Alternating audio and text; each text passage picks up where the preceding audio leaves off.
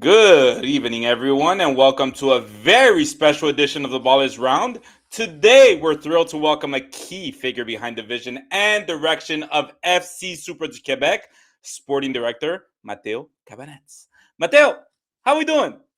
Gracias, Andy. Merci beaucoup. Thank you so Okay, much. hacemos en español. Un poquito. Thank you so much for joining us. It's a pleasure to have you on.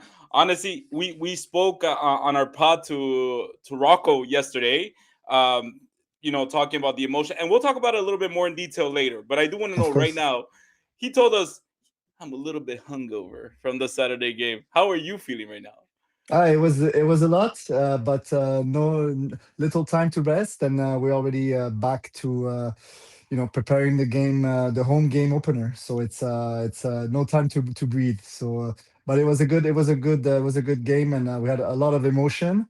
So yeah, Like nothing happened, right? Today is just yeah, another almost. Tuesday. There's 27 more to go. I'm like, wow, like how can we hold to this? But it's You know what? Rocco yesterday, this is not a Rocco, but when spoke to Rocco, Rocco was like, I don't know how he can do this for 27 more games, but that was crazy. yeah, But it's a we'll lot. talk about that. We got a bunch of stuff to tackle on. Over the next little while, we'll take a journey through Mateo's story from his past experiences to the work being done in the present and what supporters can look forward to in the future. Let's dive right in. So, Mateo, take us back a little bit to the beginning. When did soccer first come into your life? And was it love at first kick? Or did that passion maybe grow over time for you? Of course, yes. So I'm a Montrealer, born and raised. So I grew up in Montreal till the age of 10. Mostly I was playing hockey. Oh. It's not number one national sports here back then. And at 10, I moved to Switzerland. I spent 10 years over there. I played hockey over there too for fun. Then I started to play tennis, handball. I touched a bit all of the sports that you can imagine. And football was never one of them, Hmm. soccer. And when I decided to come back here for my finish my diplomas in Montreal, I came back at the age of 20, and I said to myself, "Oh, I never tried soccer. Let's try it here," And I fall in love with the sports. So I was playing when I was little in the cour d'école, or with the friends at the park, but it was never like competition and performance based. It was just having fun. But I got the la piqûre, comme on dit, and I never stopped since then. And I went from from player in A division to double A to triple A to Mm. I try out for Carabin, the big university. I was not good enough, of course. I knew I was my level, and I still tried, by with all the passion and courage I took. And then I tried also semi-pro level. I knew I was a bad player, so I didn't make it. I can completely relate. This is why I'm podcasting, right? I'm not on the Yeah, field playing for FC Supra du Québec. we So, find our ways. so that kind of leads me to my next point. At what point in your life did you begin to see becoming a sporting director as a possible path? I know you talked about maybe you admitted to yourself I'm just not good enough. But at what time does that vision become a reality for you that like maybe outside the field would be a better path for me? Of course. So it started. It's strange, but it's maybe something that you already heard. But I was playing Football Manager when I was very young, at a young Okay. age. I fall in love with the game. I was at back then. I was like 14, but I still try all click on the all the buttons and make sure. I was setting up my team, and I was recruiting the good players and the contract, and so I really liked it. I enjoyed doing that. And from there I never played again, but I was playing a lot of management games, all the names you can imagine, Age of Mythology, or I'm sure you did play those games too. Um, and uh, and then from there I went to coaching, and I felt a bit the same energy in terms of management and putting a team together and recruiting, and also designing pre-game jerseys, and I think that it started from there, saying, oh, it's something that I like to do actually back then and again now. So this is how it started. Oh, wait. I have the real question now. Do you still play Football Manager, or do you have to get away from it now that you do it in real life? Too much energy spent on the real job, so Yeah. no, I don't. Okay. I don't actually. I thought maybe a bad day on the office, you'd go and be like, hey, change of I pace. restart the game, you know. Yeah, yeah. It's a good game. It's a good game, but very It interesting. is. Very interesting. So, how did you first come to know Rocco Placentino? Ultimately, being you guys are together all the time now, if you want, right? How did you first get to know him, and what ultimately convinced you to join him in embarking on that Saint Laurent project? Yep. So it was first of all I play against him in senior double A. We had a senior team against his Saint Laurent senior double A team, and so this is the first time I met him. He was a hell of a shot, left footed. We still knew he was going to use his left foot. He was still scoring on us, so it was very demoralizing. But then after that, I went to coaching at CS St-Laurent, and I really enjoyed it. I did the A coach, then I went to double A. I passed all my licensing, and then I felt like I was ready to go to the next level. So triple A senior. I coached senior all my career, my short career, amateur career, and from there I was looking for a bigger project. And Sesemero, Luc Brutus is the president and also the head coach of the semi-pro team over there, and I didn't see myself like growing in this environment. And I heard about Saint Laurent, new complex, good juvenile kids, good players over there, but no senior program. And I said, listen, maybe that's my chance. There's a spot for me there. And I remember that day till like it was yesterday. It was 6 years ago. I sat down with Rocco. I told him, Rocco, it's a potato field, your senior program. There's nothing. Let me try, experiment, and you guide me as much as you can. And then Rocco said, "You have carte blanche. Do whatever you want, and I'll be supporting." And since there, we start the Triple A team. I coached 1 year. There was COVID. It was a bit complicated. And I pushed to have a semi-pro team to Rocco. So we put a document presentation together, everything in terms of financing, recruiting players. Like the league was like very like we want to see what you have, right? What you can offer, and it went through, and we got the team, sorry, in the league, in PLSQ back then, and then from there uh, uh, I was like, okay, so I guess I'm the coach, Rocco. And he's like, no, no, no, no. I have a plan. It's gonna be Nick Rizaghi. He has his boys. Don't worry about it, Mateo. And I was like, oh, okay. So where do I belong now? And he said, oh, you could be an assistant. Don't worry. And I'm like, oh, like I feel like I still want to manage and have a certain, uh, you know, comment dire, I can bring something to the team, right? As an assistant, I didn't feel like I could help. And then someone at the club back then, Andrea Romanelli, he said, there's a governor position for each semi-pro team, or would you be interested? So what is this? And then he said, it's like a GM, sporting director. I said, okay, let's do it. And then from there, Nick and I, we met. We had interviews with all the coaches. So right from there, I like put the tone as set up the standard, like having this very professional way, having a vision, putting objective together. And I feel this is where it starts from day one. And then the rest is a bit history for LSQ. PLSQ, sorry. We first season was a great accomplishment, and we learned from the first season. We came back stronger second season.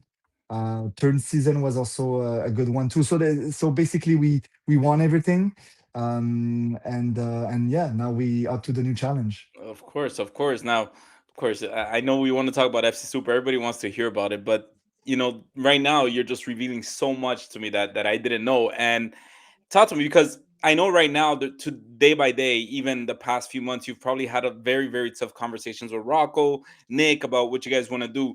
But as you mentioned, this probably started, like you said, potato fields, right? It was nothing. So walk us a little bit through that. How did you guys kind of develop that relationship? Were there any moments that you can remember? You don't have to give us specific details, right? But where that bond grew stronger and you guys finally learned to work with one another, knew what each other's limit was, maybe what the other didn't like, kind of like a marriage, if you want, right? So how did that How did that Yep. develop? Yeah, it's basically it's a marriage because Nick is very particular as a head coach. You know, he's a big tactician. Like I like to say, he thinks like a 3 4 coup d'avance. Mhm. So it's always when it's about the field, it's he's the boss basically. I don't challenge the practices the way they run or in terms of decision. Also, I don't challenge. I'm of course I ask questions because I want to know, and the more context I have, the better I can understand his decisions. And so far it worked pretty well. And me, on my side, I'm taking care of all the rest outside the field, so he doesn't have to break his head, and everyone get along, and we all do our tasks. And then for the recruitment part, it's an important one, le mercato. Mhm. We work together, and we share a bit the same vision on the profile we like. We like to play with the ball. We like the players who can, control, have a good technique, not like me. So and yeah, Do you the have very tape? Do you have tape of you don't USF? want to see that. Got you, got you. ESPN not So top 10. All right, go ahead. no, exact. But no, and then on the mercato, we agree that there's a procedure we have to respect. Each person has to talk to the player before getting to the coach, and then the coach speak to the player, and this is the way we do it, right? So it's we have and Nick is a very good. He respects all the tasks and the roles of everyone. So he's not acting like he's the boss and he's taking all the shots and calling all the shots. So he's a person who works around surround himself with good people, good coaches. He's not scared of the challenge. He listens to people with experience as well. So this is maybe why he's here already, at the pro level. Yeah, well, we also learned something about him this weekend because we had him here in an interview with the Ballers Round. We learned a lot about him, but something I learned over the weekend and everybody learned over the weekend is that he doesn't celebrate in a crazy moment. He stays calm and still. It was crazy. Anyways, during your time at Saint Laurent, you worked with several Montreal-based players who showed tremendous potential. We're talking Ismael Kone, Moise Bombito, and went on to grow significantly. How did those conversations with players typically unfold? Because as you said, you kind of had that general manager role where I'm sure you had to sit down with the players, kind of talk about their future or whatnot. Talk to us a little bit how the conversation in the room went with these when you saw the potential of these players. Maybe moments where you had to jump in, even though it is a coach's job to do that. There are moments where the sporting director does get involved. Agree. And the first year was very tough because the Nick was coming from the girls side. He was coaching girls. He won everything at the Vanier, championnat canadien, best in the country. He coaches at Lakeshore with the girls, and when he did the switch to the guys. It was his first year at semi pro. Well, it was hard. It was very hard. I had the sales speech was strong, but always doubts about the coaching because that's the most important. And we had to prove ourselves. Like there was a lot of players playing already in other teams, and we were basically scouting around, and some players were from Saint Laurent that are a little bit more, let's say, they give a chance to Nick, but others were very skeptical. And this is where I had to sit down with them, convince them. And I would just want to give a shout out to Payman, if he listens to me, from the sporting director at Lakeshore. He helped us to build a team because he was part of this PLSQ league, and he played like, I think, like 6 years already. So he knew already all the players. So he guided us a lot through the mercato, and it went very well. So and Nick with Ramton and Jesse Actison, Ramton Mayapur, his assistant, he put the team together. And we had also, I have to mention, Kwame Ansa, who belongs to Saint Laurent. He's a diehard Saint Laurent educator, and he had Ismail Bombito, Moise Kone, sorry, Ismail Kone, Moise Bombito. Ooh, Yeah, sorry, tired. made him He into had one them. player. I wish, imagine. No, no, but he took care of those kids too. So he knew all the guys who were coming back at Saint Laurent for Yeah. the first year of semi pro. So Was there a moment while you're in Saint Laurent that maybe you're sitting down in your office and you're like, shit, man, I might actually do this for a very long time and I might actually be very good at it. that maybe like FC Supra, and obviously not knowing the name, not knowing, but maybe realizing, holy smokes, I actually have a future in this while you're at Saint Laurent? Yeah, and honestly, like with all modesty, I never thought about it. I never did it for the comment dire, to have the ambition to go somewhere, and never crossed my mind. I was like, Hmm. just like, do the work, like I'm a doer. Like I like, do the work. Let's win that season. Let's see what's coming up. Let's play that championnat canadien. Maybe we can play a big team. Maybe we can shine out and have our chance. It's all about the present. When I do put a project together, of course there's a long term vision, and you set up goals very high, but you also start small, right? And when I'm in the moment, I don't realize what we're doing. I'm just doing it, and then 4 years after, I turn my back and I'm like, oh wow, we did all of this. So this is where it's like, oh wow, it's impressive a bit, for the little we had and the little budget we had together. But we did it, and I did it for like almost volunteering Hmm. for 3 years, without counting the hours. And Nick was paid peanuts, to coach. So we I think we did it by passion, fueled by passion, of course, with a lot of ambition, but nothing was written. Mm. And now let's go ahead and move on to present day, to your present day project, FC Supra. You're reunited. You've reunited again with Rocco Placentino as sporting director of FC Supra du Québec ahead of their inaugural Canadian Premier League season. Can you walk us through how those initial conversations began? Because you guys were already talking at Saint Laurent, but how was it that these conversations started about you following him to that project?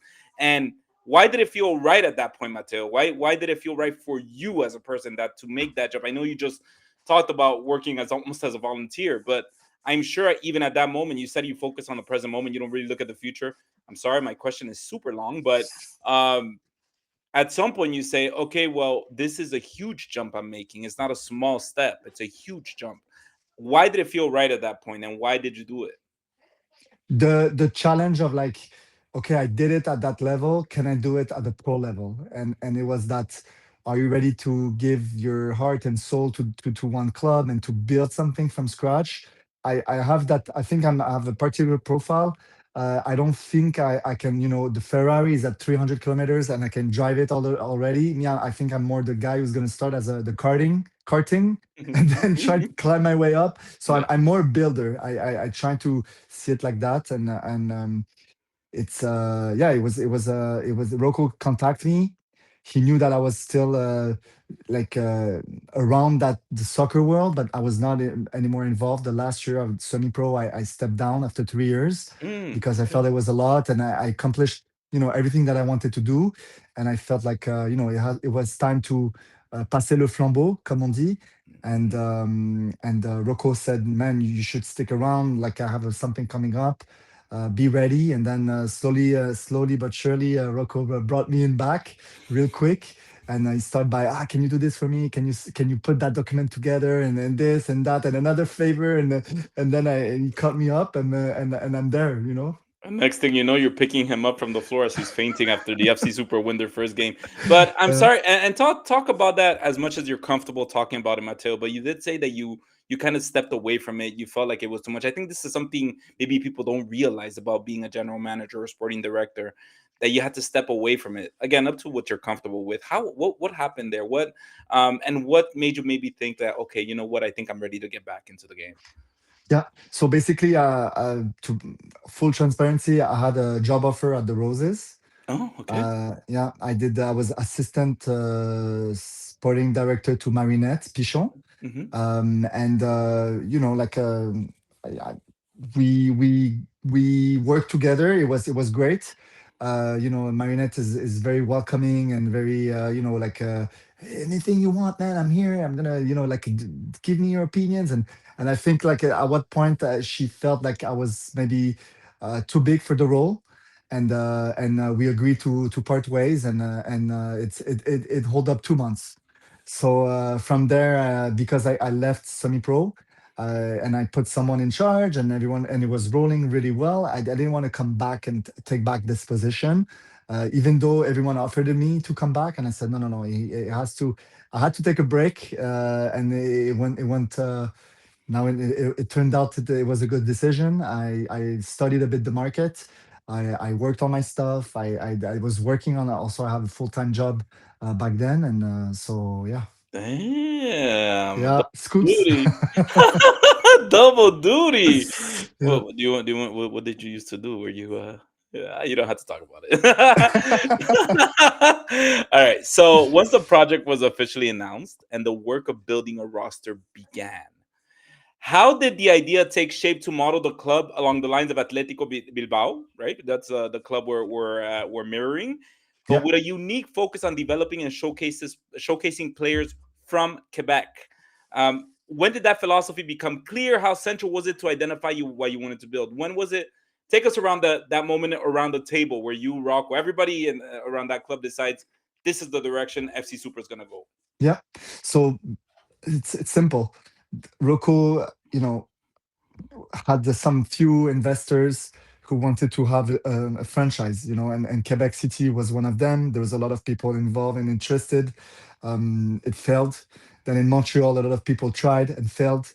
I think we were the 12 group to try, Mm, and before that, I was saying to Rocco after the 10 or the 11 tried out failed. I said, Rocco, you really have to take this in control. You had to find the right people. You put them together at the table because there was a lack of leadership to build the structure. So basically, Andy, when you want to build a professional club or a franchise, there's two aspects that you have to take in consideration. The first one is the sporting aspect. All right. So this Rocco had it. He had all the players, the staff. He knew like the philosophy, the DNA of the club. And then there's the business aspect. So the business aspect, of course, is the big dollars, is the investors. It's to be able to back us up for a few years in advance. Also to have to be able to pay the franchise and us Rocco and I, we didn't have that, but Rocco managed to find the right people who believe in the project and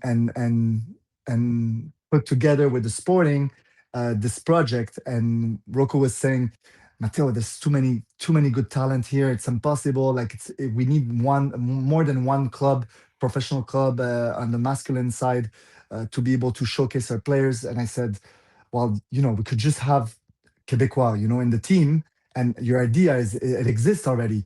And I said, there's the Bilbao project. You should look at the Bilbao team. You should look at, and it's only Basque players, and he wasn't aware. And I said, this team never got relegated. This the Real Madrid, Barcelona, and Bilbao, who never got relegated in first division in Spain.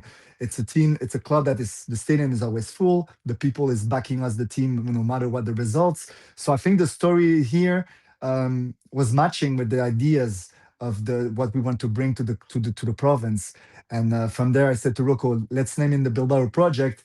And I think that was our best sales speech ever to convince everyone.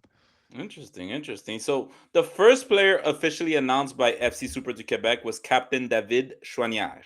Once the club became official, Mateo, was your phone ringing constantly with interest from players, knowing because you guys did? I'm assuming you announced the criteria, right? The criteria players that you were looking. Was your phone ringing off like crazy, or maybe did you guys find it a little bit more difficult than you originally thought this idea was? How did that go? The the Yeah. the start of the So transfer. basically, Rocco was the first responder, so I didn't have to use my phone a lot. I was not in the first row. I mean, I was there in the back scene, but Rocco was the one, calling, make sure calling the agents, make sure that we get like some good players coming to play for us. And also me on my side, people were saying, "Oh, man, Matteo, you're gonna join Rocco. Nick is gonna join Rocco," and it was like, "No, we're gonna wait and see." And when I got it official announced, yes, now my phone start to ring, players start to ask questions, and so and we hold tryouts. So I was we had a lot of people around and players interested, and the speech was very easy. It's like come back home and play for your province. And I think even on the pro level, the players were respecting that project, and they're supporting us. And so it was easier to convince than we thought. All right. And maybe on the flip side of that, Mateo, was there maybe something challenging about this recruiting of players throughout throughout your first official mercato, where that maybe you didn't think that you would have at the beginning, or was it smooth sailing for the most part? No, it's never smooth sailing, but there was a lot of negotiation for some players on the contract. As you know, there's a lot of Quebecois still playing in CPL. They had one more year of contract they have to respect. So we're already working on year two. That's my role. It's to see the future. So this is a good news. And then for the first year, the recruitment was with Nick and Rocco and Nick DeSantis and Rampton, Maripur. It was a team group. We selected all the players, and there was some doubts on certain positions in the squad, but mostly we had a lot of certainty on the players. That's awesome. And now we're gonna get to the part where the training camp starts. So at the start of the project, there were a large number of trialists involved. How important was that process in helping you define the type of player you wanted to represent or wear the FC Supra du Québec jersey in its inaugural season? And on a personal level, Mateo, what were some of the toughest lessons you had to learn as a sporting director while navigating the stage of the squad building? Wow. A So the loaded the question. What a loaded no, no, question. for sure. So again, the DNA and the profiles of the players are very important. For because I worked for 4 years with Nick, almost. I knew exactly what he needed, and the advantage of Nick, his strength is to bonify the players. So let's say he brings a player that needs some confidence or work on a certain style of play that will put together and showcase the player in different way, and the player will get valued. I don't know how to explain it, but it's like that. Some coaches, when they get those players, they didn't look like great or the way he was supposed to play, but the way he makes them play together on the field, they all get value, a better value. And this was very important for us when we selected players.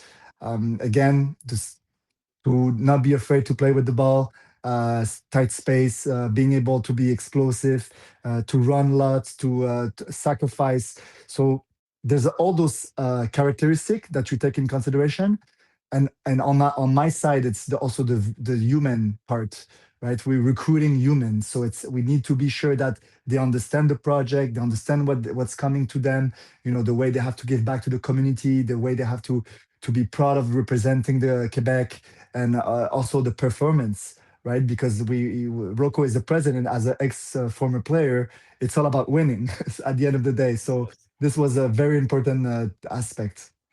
Awesome. And now let's go ahead and talk about the game. Let's talk about the game. Let's So, do it. walk us through the full experience of FC Supra du Quebec's very first match against Pacific FC. From the moments leading up to kickoff, we spoke with Rocco, as I mentioned yesterday, and we also asked him. Sorry to cut you off. I didn't answer your last question. It just came Go back. ahead. So the most difficult, something that I got challenged a lot, is the negotiation with the other sporting director. So that I was very angry because Talk to us about that. Talk to us a little bit about that. it's Something you it's just learned. between you and I, correct? Hold on. Yeah. So no, Talk but to us if a I, little bit about, yeah, not naming any names or anything, something that maybe you learned about it, or something that you maybe next mercato you want to approach differently, or whatnot. Some just of put it. course, no, it's I felt a bit. There was a bit of in the negotiation with this other sporting director. I felt there was a bit of not, I won't say disrespect, but I feel like they were like trying to, they thought we were pigeons, right? They were trying to sell up the players, like they were asking for amounts, like crazy amounts for the player who plays in that league. So I was like, are you think really we're gonna pay for this? So I didn't feel sometimes we were listened, and we tried to give them many options, and they were not getting back to us. So that was a hard time. So I'm learning. I was at the beginning. I was very naive and very let's work together, and I felt like no, it's chacun pour soi. So Yeah, yeah, that's but yeah, doggy dog. But that's the thing, right? yeah, Because it's just like in any business outside of sports, right? At the beginning, when it's a community built project like FC St-Laurent was, people are a little bit nicer, maybe understanding with the situation. But when it gets much more money is involved in talent, conversations can go a little bit. 100%. So that's Uh, it. I wanted to say that no, because it was that's excellent. on my chest and to get it out. But all right, so we'll go back to the game. Yeah, the So game, the yes, game. the against FC Supra du Québec versus Pacific FC. Mateo, talk to us a little bit. Like how was it leading up to the game? The hours, the days. Did you sleep at all? Were you able to think? Talk to us before the game. Then we'll get into the game. Of course. Well, first of all, shout out to the players because we did a 3 days trip, and the first 2 days, I felt their energy. They were locked in. Yes, they had fun a bit, and but they were really like focused on the les consignes and what to do on the field, and they were listening to the coaches and the players as well. We're talking to each other in terms of like the way they were expecting the game to happen. So I really felt that in the room. To be honest, I felt the guys were all together in this, from the first position to the last one, and the coaches were ready. They had everything prepared. They study it, like I like to say, so they were ready for the exam. And at what point, the last day, it was like enough talking. We just want to play, man. It's enough, like enough, like guys think about this and that, and like just like let the guy think about the game.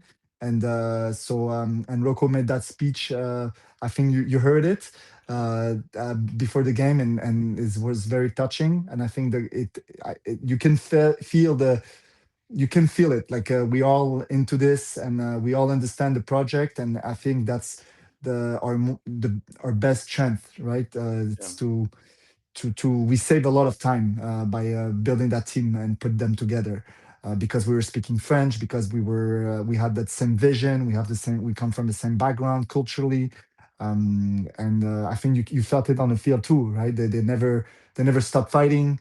They were supporting each other, and tactically there was a battle on the field too.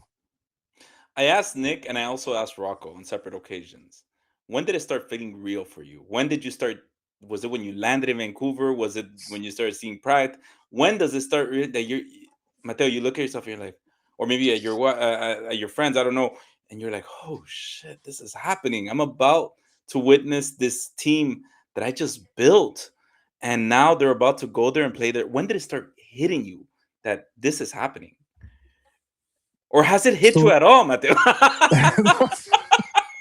That was so I hard to tried to find. say, how can I say yes? But for now, still, I'm sorry, Andy, I'm too much in it. So for now, I'm like, I still cannot believe it. Yes. And, even we were at BMO Field with Saint-Laurent, and we played at Championnat Canadien, that second round. Mhm. And I was like, damn, that's a big stadium. But I didn't think about like, the team is going to move there and we're going to travel and we're going to train there. And I said, oh, the grass is nice. But I mean, and then the kickoff start, and I kept my cool. I was focused, as the same game, as the same type of the game we had. I was focused with I was giving all my energy to the players and the coaching stuff, and we did pretty well. And I had Rocco next to me freaking out and moving everywhere and going to back to the screen and coming back to the. So it was fun. It was But how did you like? Let's talk about the game. How did you live that? Because one soccer made it a point to keep focusing on Rocco, and everybody's watching Rocco, but I'm seeing you, and you look relaxed. But I'm sure there's a billion and one things going on to your mind, and I'm talking about the 1-0, 2-2. Then we'll talk about the last part of it. But what's going on through through the game the whole time, the of ups and course. downs, and having Rocco So going crazy next, it which I'm sure was you're it used was to. No, no, yeah, I'm used to. I know his energy is very anxiety person when it comes to games, because it's almost personal. So, but I like that. And when the game started, it was like, okay, we did it. We fly it all the way. We're ready. We've been practicing for 90 days. It's like we want to play, and then we got it. We got that opportunity, and first passes, and I see the guys like confident, and I see like Pacific is holding, but trying still to play. And the more the time was advancing, and the more I was like, okay, like we're there, we're playing, we have the same, we can compete. and then the guys, after 15 minutes, I see it starting. It was unlocking a bit. There was some movement position that Nick put together on the field that opened up a bit more the field. And Pacific, where il y avait un temps faible, a A bit weak more. They moment. Yeah. were a Yeah. weak Vulnerable moment for moment. them, Yeah. and Loic started to enchaîner, right? It was like one shot, two shot, three, and then it was coming, and then when the first goal arrived, well, we all celebrated as maybe as you saw on TV, but and that was it for the first part. Have you rewatched the game? Have you? Not fully, but of course highlight clips. I mean, the Yeah. league Yeah. help a lot on the support, Yeah. so they support us a lot. They showcase a lot the game. That's awesome. So now, from your perspective as sporting director, Mateo, what would you define a successful season for FC Supra du Québec in 2026? Is it measured strictly in wins and losses, or are there other milestones and objectives that matter just as much in this inaugural year? Yes. Good question. The Of course, winning, losing is important. Rocco is the president again. I repeat, he's gonna check on this. But the most important is to keep our DNA, the way we want to play. The I feel like if we lose 3-0, but we did everything in possible to you know create a chance and to keep the way we want to play. I feel this is respecting the supporters, right? So I was speaking to Ramtin Marpour, the right hand of Nick, and I was like, at 2-2, you made some big changes, right? You put like three offensive players on the field, like you really want it, right? So and most of the coaches in those type of environments, first game pro level, you're like, okay, we have 2-2, 1 point away, it's perfect. But no, they really pushed it, and so kudos to them because I mean I knew it when I saw the players. I'm like, oh my god, they're going for the third goal, and Rocco was like, oh my god, 2-2, like it's 1 point. I think it's great. So don't worry, it's gonna come. They hit the post Pacific. Yes. I was like, okay, that's a close one. So but refocus, guys, and last 15 minutes of the game. Like we were in their territory almost all the time, and we felt they took the chance, man. The player did it, and so this is the kind of behavior we I want the supporters to recognize, to come to the game, to see that we're trying to put a show. And so past the win and losses, the most important for me is the people who comes to the stadium when the game is over. They said, well done, guys. They did everything they could. They give us a show. We have goals. It's 5-4. Amazing. Like this is the type of something we want to be known for, right? If you come here, it's to play. We want to play with the ball. We want to give a show, and that's the most important thing for Supra. Nice, nice. And now looking at the roster today, would you say that you're satisfied where FC Super de Quebec stands, or do you feel it will take maybe a few more transfer windows to fully realize the vision that you and the club set out to build for the team? Yeah, so of course, people are challenging the squad, and they're like, not enough here, not enough there. But we compose with what we have, and so far we're very happy with the recruitment. So don't get me wrong, we there's always space for improvement, as always for everything in life. So yes, it's next year is going to be with more better players we want, maybe. But for now, this is what we have, and we're pretty confident with the team. And the goal was to make the playoff, so we build a team in consequence. Nice. And now I just want to finish off with some maybe personal questions to you, Mateo. On a personal note, when you look ahead in your career as a sporting director, what ambitions still drive you? Are there certain achievements or projects that remain on your personal bucket list? Yes, the sky's the limit when you get to the pro level, and there's many stages. As you can see, there's the CPL, the MLS, Europe, and of course, we all dream to go somewhere. I mean, when I talk to the players, I give them objective, and they know that they don't belong here. They need to go to the next level. That's what we were trying to achieve here with the first season. It's to give them a chance to be on une vitrine, to be able to have a chance to go play in a bigger level. And same for the staff. The staff is here. but we don't know for how long. But their goal is to go to the next level. And same as the sporting direction or the people at the administration is to give them a chance to go to the next level. I think that this team is built to give a chance, an opportunity for everyone who works for it to be able to go to the next level. And I think that's the beautiful thing about having this franchise. And if there are any other sporting directors listening, or maybe aspiring, there you go, aspiring sporting directors that look at Mateo and say, I want to one day, maybe do his job, do at another level, at another club, whatever. When you build a club from the ground up, as you did with as a sporting director for CS St-Laurent and FC Supra du Québec twice, um, what are some of the challenges or maybe even successes, Mateo, that nobody knows about, that goes behind the curtains, little celebrations that you have, or maybe little frustrations that you have that nobody really sees? So the I think nobody sees outside, but it's the respect you gain with the players, the respect that you say something and you do it, and we agree on something and we deliver it. So this for me it's very important, and I think that this is those small wins that gets you to get the bigger picture of what you're building. And then the downfall of it is, when you're semi-pro, you don't have money, so you do what you can, and at Yeah, the pro level you have money but you cannot spend as much as you want. So it's always come down to a lot of frustration regarding that part, but I think it's part of the game, right? So we're not Real Madrid, we don't have billions of dollars to spend, but I mean, we this is how you find solutions. of course. And you have FC Super have their first home game this weekend at the Sepsum. What is something that maybe fans should expect? What are you most excited about playing in front of the Montreal crowd, your first home game as a sporting director? Yes, well, everyone was waiting a bit to see what we have to offer on the field in terms of content, product, and I think we respect what we said internally, what we wanted to showcase.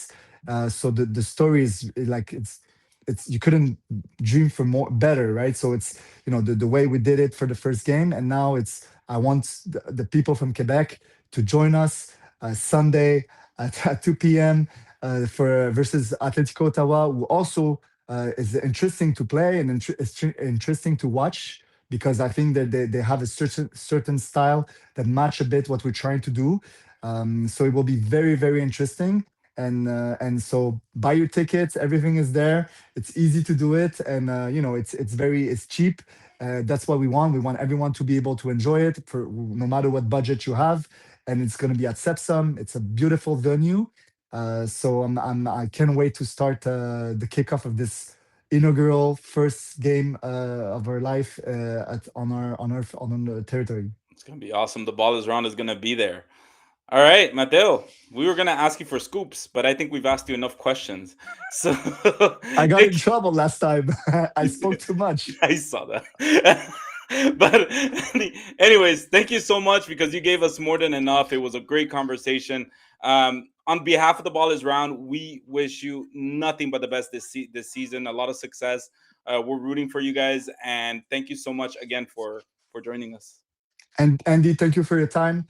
Thank you for supporting since day one. You were there. I just want to mention it, and we do recognize that. We are here when you come to FC Supra. It's for everyone. You're part of it. You belong to it too. The door is always open. Again, I repeat. So I wish to see you at Sepsum. If I see you, I'm gonna for sure wave at you, and don't hesitate to ask me question, comments. So we're always there for you guys. Thank you so much.